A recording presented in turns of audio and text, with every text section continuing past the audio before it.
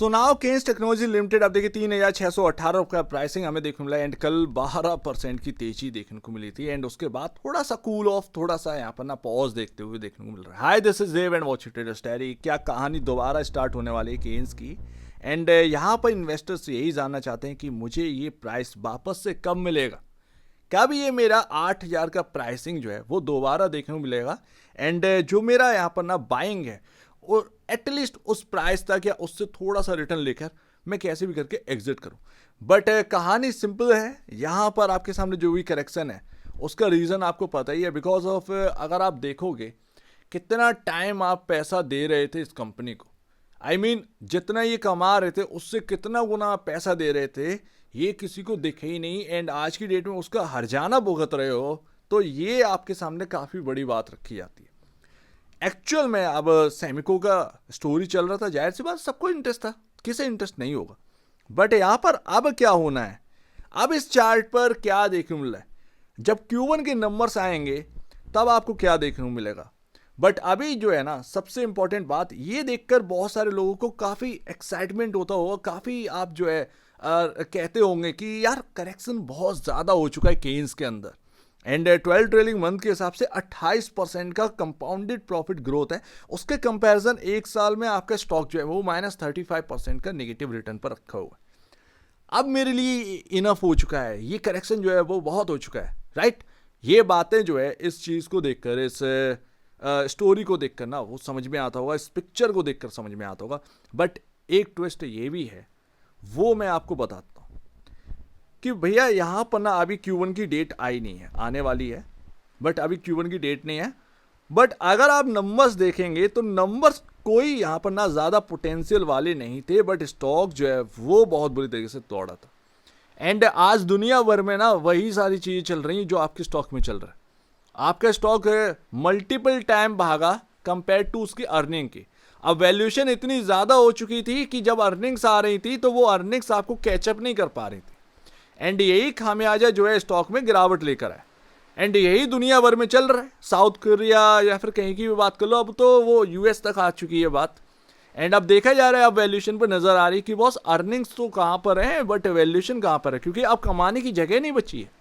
तो जब कमाने की जगह नहीं बचती है ना तब करेक्शन आना स्टार्ट होता है एंड वही सारी चीज़ें Q1 का नंबर आपको बताएगा कि एक्चुअल में इसका बॉटम बनना है या नहीं बनना है। क्योंकि अगर अभी भी नंबर से ज़्यादा पोटेंशियल वाले नहीं आए तो फिर क्या होगा इस स्टॉक के अंदर, वही यहाँ पर ना आपके Q1 के नंबर्स बताने वाले हैं। Q1 के नंबर्स जब निकल कर आएंगे बहुत कुछ यहाँ पर ना आपके लिए लेकर आएंगे। अगर आपको मार्केट के काफ़ी interesting news and updates daily basis पर चाहिए तो आप चैनल को सब्सक्राइब कर सकते हैं, जिसका लिंक आपके डिस्क्रिप्शन बॉक्स में देखने को मिल रहा है, सो प्लीज़ सब्सक्राइब। एंड यहाँ पर ना जो सबसे, क्योंकि सबसे जो नेगेटिव बात है वो है आपका शेयर होल्डिंग पैटर्न। जैसे कि प्रमोटर बेच के निकला थोड़ा सा, ठीक है भाई, बट FIIs ने बहुत अपनी होल्डिंग जो है इस स्टॉक के अंदर कम कर दी है। 5.82% सबसे लोएस्ट पर पहुंच चुके हैं। किस वक्त कितनी यहाँ पर ना पोजिशनिंग थी इनकी एंड आज की डेट में क्या पोजिशनिंग रह चुकी है। DIIs तो आपका यहाँ पर ना सपोर्ट में नहीं है, वो भी लगातार बेचे और भयानक बेचे और अपनी होल्डिंग को बहुत हद तक कम कर दिया। 23.66 वाली 11.78% देखने मिली, बट पब्लिक जो है ना वो बढ़ गई बॉस, इस जगह से इस जगह 28.93% अब हिस्सा हो चुका है इस कंपनी के अंदर रिटेल का। दैट्स वाई ये शेयर होल्डिंग पैटर्न बहुत नेगेटिव शोन करता है एंड अब अगर आप देखोगे तो 24,196 करोड़ का मार्केट कैप है एंड कंपनी का अगर आप मार्च 2026 के हिसाब से अगर पूरे साल का प्रॉफिट देखेंगे तो 300 करोड़ से 400 करोड़ के आसपास का प्रॉफिट है। ये आपके सामने मल्टीपल टाइम यहाँ पर ना वैल्यूएशन देखने को मिलती है भाई। ये सारी चीज़ें जो है वो आपको नोट करनी होगी। 66.49 का पी रेशियो है अगेंस्ट 38.53 के, थोड़ा सा ज़्यादा ही आपको देखने को मिल रहा है।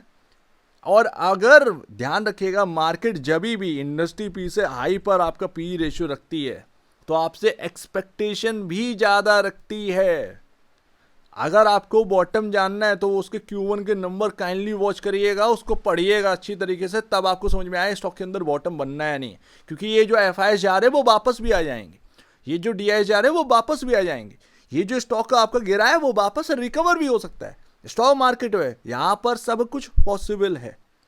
ध्यान रखिएगा इस बात को। तो अभी 5 टाइम का प्राइस टू बुक वैल्यू पर ये स्टॉक ट्रेड कर रहा है। एंड अच्छी बात पता क्या है, अच्छी बात है कि पैग रेशियो जो है वो 1.17 का देखने को मिलता है, यानी कि जो कंपनी की ग्रोथ है उसके कंपैरिजन अब वैल्यूएशन जो है वो अब ठीक ठाक जगह पर आ चुके हैं। एंड वैल्यूएशन जो है वो आज की डेट में ग्रोथ से बहुत ज़्यादा महंगे नहीं, तो ये ध्यान रखिएगा। करेक्शन जो आया वो आपका वैल्यूएशन जो है पूरा पचा गया, जो आपका हैवी वैल्यूएशन, जो महंगा वैल्यूएशन देखने को मिल रहा था। आप 60,000 करोड़ के मार्केट कैप पर थे, अंदाजा लगाइए कि कितना महंगा आपका यहाँ पर ना स्टॉक था, एंड उसमें आप कदम रख रहे थे। एंड वो 8,000 वाला लोगों को फिर भी लग रहा था कि भैया ये 8,000 वाला मेरा 12-15,000 का भी हो जाएगा। दैट्स अ प्रॉब्लम, एंड ये कोई नहीं समझा उस वक्त। बट खैर, अब अगर आप चार्ट देखेंगे तो क्या देखने को मिला है, सबसे इंपॉर्टेंट बात है यहाँ पर ना 4,050, ये जो जगह है ना, ये ध्यान रखनी है कि ये आपकी एक ऐसी जगह है जहाँ पर सेलर बैठा हुआ है। अब आपने 12% की कल कैंडल बनाई, तो अब आपका इंपॉर्टेंट जगह क्या हो चुकी है, ये एरिया काफ़ी इंपॉर्टेंट है। ये एरिया आपका जो 3300 का आता है, 3300 का भाव जो है वो अब काफ़ी इंपॉर्टेंट होगा। एंड यही आपको बचाने की कोशिश करेगा। अगर स्टॉक में कोई गिरावट आती भी है तो फिर ये प्राइस जो है वही आपको जो है सपोर्ट देने के लिए अब तैयार है। एंड मोस्ट इंपॉर्टेंट बात, ये जो ट्रेंड लाइन आप देख रहे हो ना, ये जो ट्रेंड लाइन आप देख रहे हैं, इसका अपना एक महत्व है। अगर ये ट्रेंड लाइन ब्रेक हुई तो फिर आप ध्यान रखिएगा, यहाँ से अगर ट्रेंड लाइन ब्रेक होती है किसी रीज़न की वजह से, तो फिर ये चार्ट फिर से नेगेटिविटी यहाँ पर ना पकड़ता हुआ नजर आएगा। एंड यहाँ पर मूविंग एवरेज अगर आप देखेंगे तो अच्छी बात ये है कि 3250 पर आपका 50 डे में, ठीक है, और आपका यहाँ पर ना 34, तो माफ़ करिएगा मैं अभी आपको बताता हूँ, यहाँ पर 3450 के आसपास आपका जो है वो 100 डे में, तो इसको ध्यान में नज़र रखिएगा। ये स्टॉक अब 2 मूविंग एवरेज से ऊपर है, यानी स्टॉक में अब थोड़ा सा स्ट्रॉन्गनेस वापस लौटी है आफ्टर आपका मूविंग एवरेज के ऊपर होना, ये दर्शाता है आपकी स्ट्रॉन्गनेस। बट नीचे की ट्रेंड लाइन ध्यान में रखिएगा, प्लस 3300 का प्राइसिंग ध्यान में रखिएगा। ये 2 चीज़ें काफ़ी इंपॉर्टेंट है। अब इस जगह से अगर ये बनी रही तो फिर आपको जो है एक अच्छा खासा प्राइस या एक धीरे धीरे स्ट्रॉन्गनेस वापस से देखने को मिलेगी। एंड अगर नंबर कमाल के आ गए Q1 के, तब यहाँ पर आप देखिएगा वैल्यूएशन कंफर्ट आ चुकी है, तो यहाँ पर और भी ज़्यादा वैल्यूएशन कंफर्ट आ जाएगी आफ्टर Q1 नंबर्स। अगर वो काफ़ी रोबस्ट रहे तो फिर मार्केट को जो है ना सैल्यूट करना स्टार्ट करेगा केन्स टेक्नोलॉजीज़ को। एंड ये एफआईएस जो गए हैं वो वापस भी आएंगे, डीआईएस जो गए हैं वो वापस भी आएंगे। एंड वैल्यूएशन करेक्शन काफ़ी ज़्यादा हो चुकी है। बट ध्यान रखिएगा जो चार्ट पर विजिबल है, चार्ट पर कुछ भी अगर यहाँ पर ना पैर डगमगाते हैं प्राइस के, तो फिर भाई आप समझ जाइएगा, आपको पहले समझ में आ जाएगा कि करेक्शन अभी भी बाकी है इस स्टॉक के अंदर।